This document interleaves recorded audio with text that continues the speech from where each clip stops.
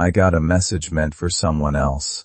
By the time I understood what it said, the people who sent it already knew I had read it.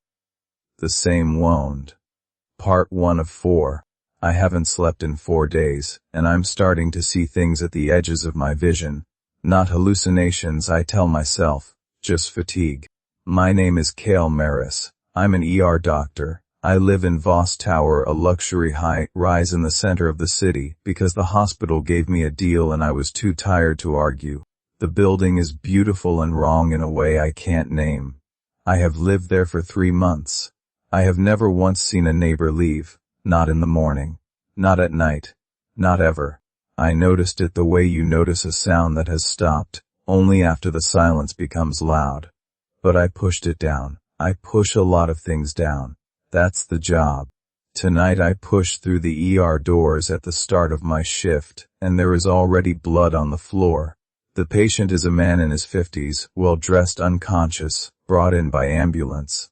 No ID, no phone. The paramedics found him on the street with no wallet, no history, nothing.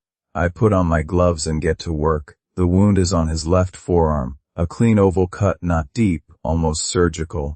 But around it the tissue is bruised in a ring, like something pressed hard against the skin from the outside.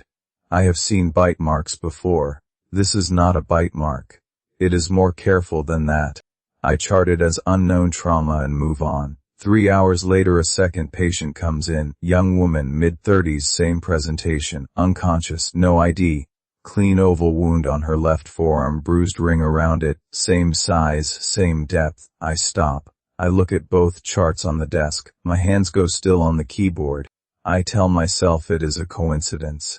2 patients in one night with matching wounds. Maybe the same accident, the same location, something I'm not seeing yet. But the paramedic who brought the second patient in shakes her head when I ask. Different neighborhoods. No connection. No scene. She just appeared on a sidewalk and a stranger called it in. I go back to the first patient's room. He is awake now, barely.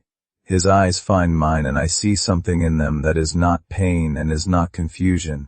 It is a specific kind of fear. The kind that comes when you already know what happened to you and you are terrified to say it out loud. I lean close and I ask him where he lives. He stares at the ceiling for a long moment. Then he says very quietly, Voss Tower. My stomach drops. I tell myself it means nothing. It is a big building. Coincidences happen. I go back to my station and I try to focus on other charts, other patients, other problems. But my eyes keep going back to those 2 files, same wound, same depth, same ring of bruising. Then my phone buzzes a message, unknown number. I almost don't open it. When I do, I read it twice before I understand what I'm looking at. It is a list, names, unit numbers, dates. At the top it says confirmed extractions, Voss Tower, this quarter. I know what building I live in. I know my unit number, and my unit number is on that list. My name is not, but the unit is, with a date next to it. The date is 3 days from now. I put the phone down on the desk. My hands are shaking and I cannot stop them. The message was not sent to me. I can see that now. It was forwarded. Someone sent it to the wrong number, and that wrong number was mine. Somewhere, someone already knows that, and they are going to want it back. I checked the sender's number against every contact I had ever saved. It matched one name, and that name belonged to the man unconscious in the bed down the hall.